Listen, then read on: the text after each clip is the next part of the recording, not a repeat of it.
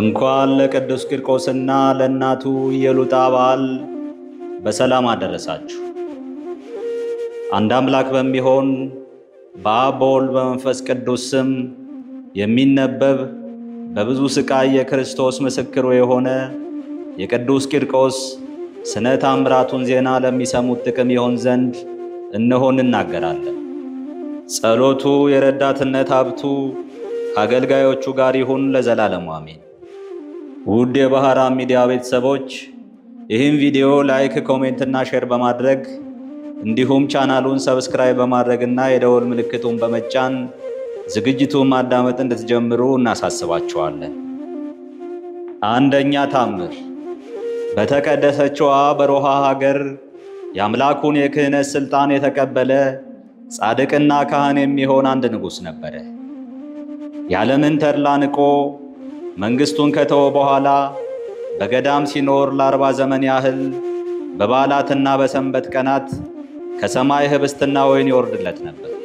ክቡር ሥጋው ባረፈበት ቦታም የእውነተኛነቱ ምልክት እስከ ዛሬ አለ።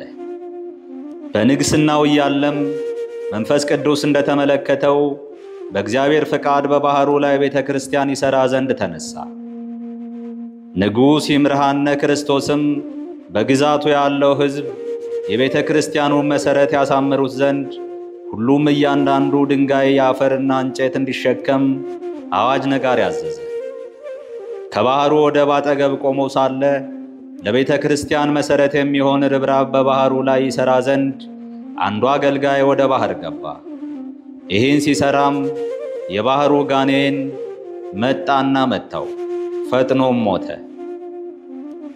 ንጉሥ ይምርሃነ ክርስቶስም የሰይጣንን ተንኮል በተመለከተ ጊዜ ፈጽሞ አዘነ። ስለ ሞተው አገልጋዩና ስለ ቤተ ክርስቲያኑ አሰራር በዚህ ጋኔን ላይ ምን ማድረግ እንዳለበት እያሰበ ሳለም ስለ ጽድቅ የተጋደለ ማር ቂርቆስ በታላቅ ክብር በድንገት ተገለጠ። ተቀብተህ የነገሥክና የተከበርክ ካህን ሆይ ሰላም ላንተ ይሁን። አገልጋይህን እኔ ያስነሳልሃለሁ፣ ጋኔኑንም በአምላኬ ሥልጣን እበቀለዋለሁ። በሚደረግልህ በዚህ ቦታ በምታንጸው ቤተ መቅደስን በስሜ የተሰየመውን ታቦት አስቀምጣለሁ። ንጉሡም የክርስቶስ ሰማዕቱ እሺ እንዳልከኝ አደርጋለሁ በማለት መለሰለት። ያን ጊዜም ማር ቂርቆስ እጁን ዘረጋና የጋኔኑን የራስ ፀጉሩን ያዘው፣ ከባህሩ ውስጥም አወጣው። ቁመቱም እጅግ ረጅም ነበር። ሁለንተናውም በእሳት እንደተቃጠለ ግንድ ጥቁር ነበር። ከተቀደሰችው ከሮሃ ሀገር እስከ ምዕራብ ጎጃም ድረስ እንደ ድንጋይ ወነጨፈው። በዚያም ሞተ። የሞተው አገልጋይም ተነሳ። ንጉሡም ፈጽሞ ተደሰተ። ይህችን ቤተ መቅደስም ከሩቅ 5 ጊዜ የእንዶድ እንጨት እየተሸከመ ሠራት። ከአገልጋዮቹ ጋርም ሲሠራ ይውል ነበር። ጌታችን ኢየሱስ ክርስቶስም የመቅደሷን አሰራር እያመለከተው ከእርሱ ጋር ነበር። የቤተ ክርስቲያኑ ሥራ ከተፈጸመ በኋላም ንጉሡ ይምርሃነ ክርስቶስ በሕፃኑ በቅዱስ ቂርቆስ የተሰየመውን ታቦት አስገባ። ይህችን ቤተ መቅደስም የሚያምር መልክ ባላቸው በተከበሩ አልባሳት አስጌጣት። ጥቅምት 19 ቀንም ቀደሰባት። ወዳጆቼ ሆይ ሰማዕቱ ቅዱስ ቂርቆስ ለንጉሡ ለይምርሃነ ክርስቶስ በአምላኩ ኃይል ያደረገለትን ተአምር ተመልከቱ። ጸሎቱና በረከቱ ከወዳጁ ጋር ይሁን ለዘላለሙ አሜን። ሁለተኛ ተአምር። አንድ አምላክ በሆኑ በአብ በወልድ በመንፈስ ቅዱስ ስም የሚነበብ የቅዱስ ቂርቆስ ተአምር ይህ ነው። ጸሎቱና በረከቱ ከኛ ጋር ይሁን ለዘላለሙ አሜን።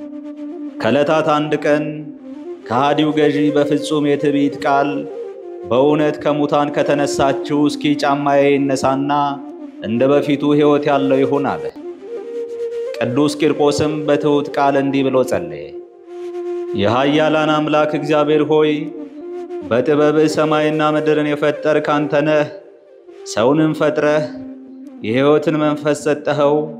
አሁንም ልመናዬን ተቀበል። ሁሉም አንተ ብቻ አዋቂ አምላክ እንደሆንክ ይረዱ ዘንድ የዚህን ደም አፍሳሽና ከሃዲ ንጉሥ ሐሳብ አድርግ። የእግዚአብሔርነትህን ሥራ ጥበብም ይወቁ አለ። መሠረቱን ሳይሠራ ቤቱን የሚሠራ ሰው ማን ነው? እግዚአብሔር ግን እንዲህ አይደለም። አስቀድሞ ሰማይን ፈጠረ፣ ከዚህ በኋላ ግን ጥቃቅን በሆነ አሸዋ መሬትን ፈጠረ። የከሃዲው ገዢ የፍላጎቱ ምልክትም ይህ ነው። ጫማውን ከእግሩ አወለቀ፣ ታላቅ በሬም ሆነ፣ ከበሬው አንገትም ፍየል ወጣ። ያን ጊዜም 11,000 ሰዎች አሰምተው ተናገሩ፣ አቤቱ አንተ እውነተኛ ነህ፣ መንገድህም ሕግህም ቅን ነው አሉ። ከሃዲው ገዥም አትረብሹ፣ ይህ የምታዩት ሁሉ የጥንቁልና ነው አላቸው። በዚህን ጊዜ ቅዱስ ቂርቆስም እሳር አምጡላቸውና ይበሉ ዘንድ ስጧቸው አለ። በሬውና ፍየሉም በሉ። በዚህ ጊዜም ከሃዲው ገዢ ለ11,004 ሰዎች አርደው አወራርደው እንዲመግቧቸው አዘዘ። በልተውም ከፍየሉ ሥጋ 7 ቅርጫት ከበሬው ሥጋ ደግሞ 4 ቅርጫት አተረፉ። ይህ የሆነውም እግዚአብሔር ትንሹም ማብዛት ብዙም ማሳነስ እንደሚቻለው እንዲያውቁ ነው። የቅዱስ ቂርቆስና የእናቱ የቅድስት ኢየሉጣ ጸሎት በረከት የረድኤታቸው ኃይል በሁላችንም ላይ ይሁን ለዘላለሙ አሜን። ሦስተኛ ተአምር። አንድ አምላክ በሚሆን በአብ በወልድና በመንፈስ ቅዱስ ስም የኢየሱስ ክርስቶስ ሰማዕቱ የሆነ ቅዱስ ቂርቆስ ያደረገው ተአምር ይህ ነው። ጸሎቱና በረከቱ ከሕዝበ ክርስቲያኑ ጋር ይሁን ለዘላለሙ አሜን። ከታናሽነቱ ጀምሮ ለጽድቅ በሚጋደል በቅዱስ ቂርቆስ ተራዳይነት የሚታመን በቃል ኪዳኑም የሚማጸን ከሩቅ አገር አንድ መነኩሴ ነበር። ከዕለታት በአንድ ቀን ለሕፃኑ ለቅዱስ ቂርቆስ ቤተ ክርስቲያን ካህናት መልኩ ቀይ የሆነ ልብስ ሲሰፋ በድንገት ከሩቅ በልብሱ ጸዳል አምሳል ሰይጣን ታየው። ያን ጊዜም መነኩሴው ታመመ፣ መብላትና መጠጣትም ተሳነው፣ ለሞትም ተቃረበ። መንፈቀ ሌሊትም ሲሆነው መነኩሴው እንዲህ በማለት ወደ ጌታችን ወደ ኢየሱስ ክርስቶስ ጸለየ። ከሰማይ የወረድክ ከድንግልም የተወለድክ ከ4 ቀን በኋላም አልዓዛርን ከመቃብር ያስነሳኸው አቤቱ ሆይ እኔንም አስነሳኝ፣ የሚሳንህ የለም፣ ሁሉም ይቻልሃልና። እንዳንተ ያለ የቅርብ ባይ አምላክም የለም፣ በምድርም እንደኔ ያለ ኃጢአተኛ የለም። እንደ ይቅርታ ብዛት ይቅር በለኝ፣ ለንስሐ የመበቃበትን ዕድሜ ስጠኝ። አንቺም እመቤቴ ማርያም ሆይ ወደ ልጅሽ ለምኝልኝ። አንተም ተጋዳይ ቅዱስ ቂርቆስ ሆይ በጠላቴ በሰይጣን እጅ አትተወኝ አለ። በልቡ ይህን ሲያስብ ሲጸልይም ዓይኖቹ በእንቅልፍ ተያዙ። ዳግመኛም ይህ ሰይጣን በሰው አምሳል በሕልሙ ታየው። እግሮቹ 2 ናቸው፣ አንገቱ 1 ነው። ከአንድ አንገቱ ግን ብዙ ራሶች ነበሩት። በራሶቹም ያስደነግጠው ዘንድ 1 ዓይን 1 ጆሮ ነበረው። መነኩሴውም ባየው ጊዜ ደነገጠ፣ የሚለውንም አጣ። ያን ጊዜም ቅዱስ ቂርቆስ ለዚያ መነኮስ ደም ግባት በሚያምር ሕፃን አምሳል ተገለጠለት። በብርሃናዊ ግምጃም ተሸልሞ ነበር። ትምህርተ መስቀል ያለበት በትርም በእጁ ነበር። ሰይጣኑንም በሚያስፈራ ድምፅ ተናገረው። ወዳጄም በእንደዚህ ያለ የሚያስጨንቅ ሕማም ታሰቃየው ዘንድ ማን ፈቀደልህ አለው። ይህንንም ተናግሮ በእጁ በያዘው በትረ መስቀል ወጋው። ያን ጊዜም ከመነኩሴው ዓይን እስከሚሰወር ድረስ እንዳሞራ በረረ። መነኩሴውም የተቀደሰችዋ የኢየሉጣ ልጅ አንጌቤናዊ ቂርቆስ አንተ ነህን አለው። ቅዱስ ቂርቆስም አዎነኝ፣ እጠብቅሃለሁ አለው። ይሄ መነኩሴም ከእንቅልፉ በነቃ ጊዜ ፈጽሞ እንዳልታመመ ጤነኛ ሰው ሆነ። ይህም ሁሉ በቅዱስ ቂርቆስ ረዳትነት ተደረገለት፣ ከፈጣሪውም ጸጋን አግኝቷልና።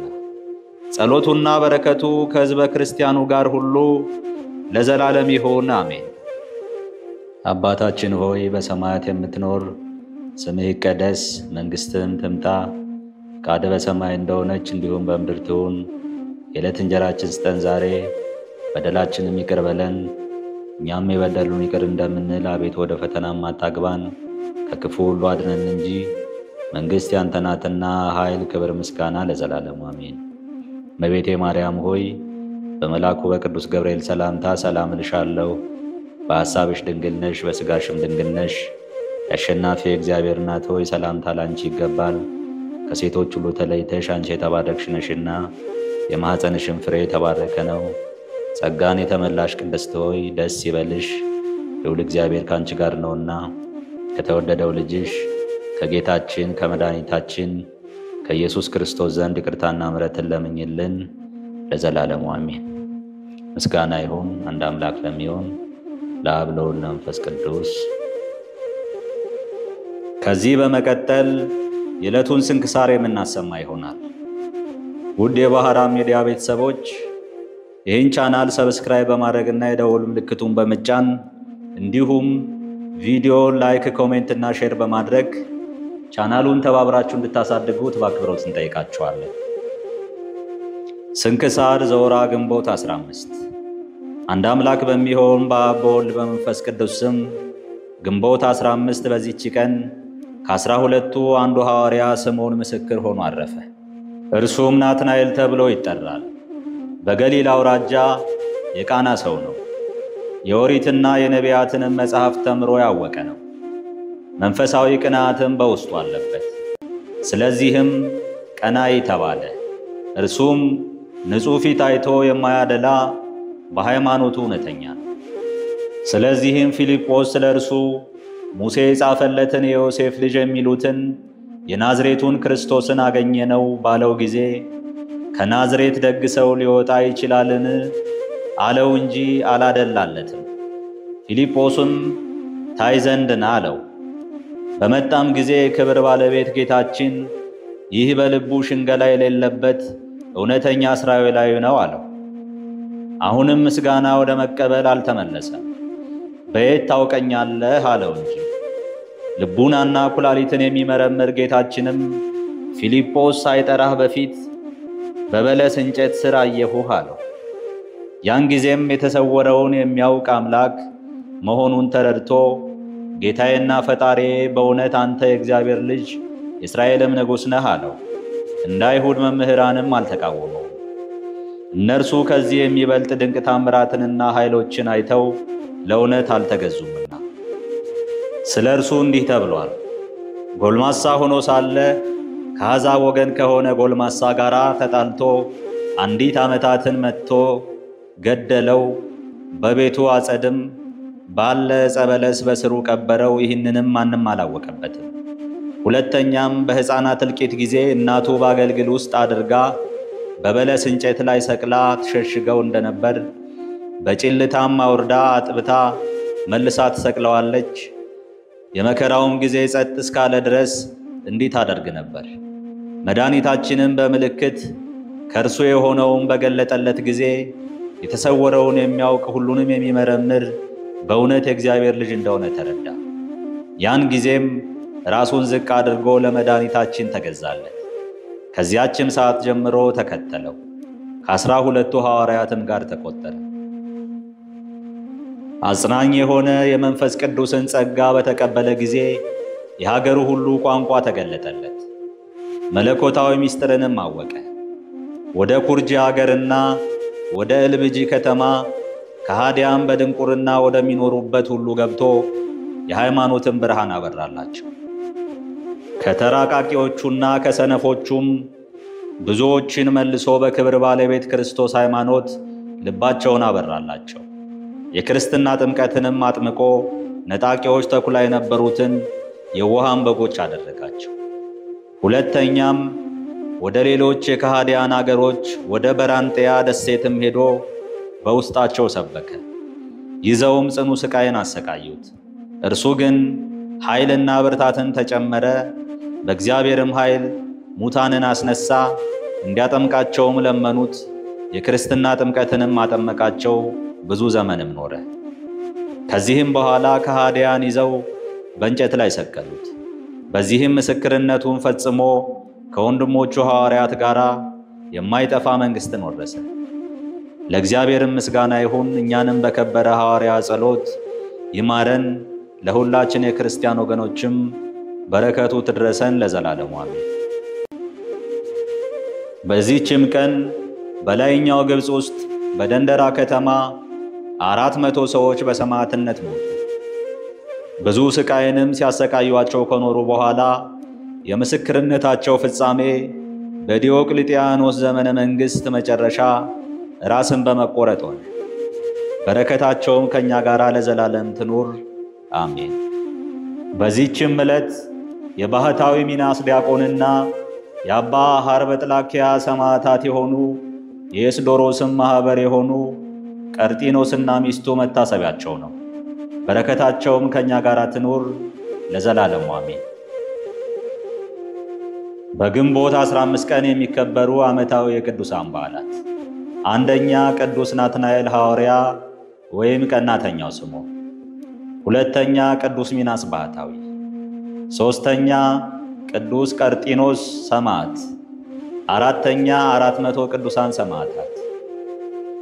ወርሃዊ በዓላት፣ አንደኛ ቅዱስ ቂርቆስና እናቱ ኢየሉጣ፣ ሁለተኛ ቅዱስ ኤፍሬም ሶርያዊ ወይም አፈ በረከት፣ ሦስተኛ ቅዱስ ሚናስ ግብፃዊ፣ አራተኛ ቅዱስ እንባ መሪና፣ አምስተኛ ቅድስት ክርስቲና።